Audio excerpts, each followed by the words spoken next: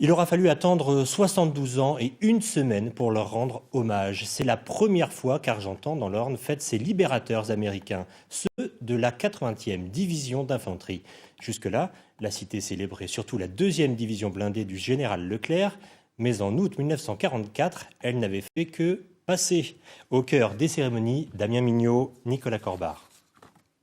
72 ans après les faits, la 80e division d'infanterie est officiellement reconnue libératrice de la ville d'Argentan.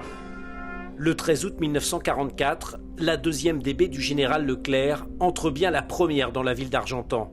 Mais ce sont les Américains qui vont ensuite combattre et déloger les Allemands du 18 au 20 août 1944. Bob Burrows s'en souvient.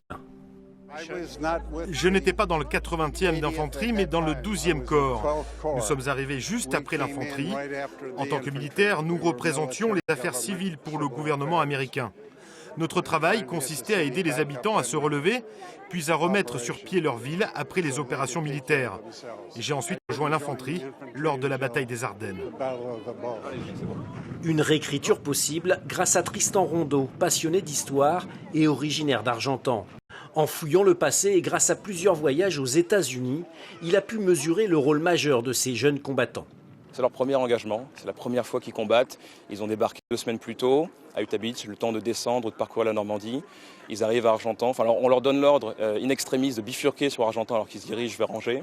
Ils remontent le front, arrivent à Argentan et pendant plusieurs jours, ils arrivent le 17 jusqu'au 21, vont livrer plusieurs jours de combat assez acharnés jusqu'à la libération de la ville le 20. Et c'est la première fois, leur première expérience combattante, leur baptême du feu. 120 tués et plus de 400 blessés.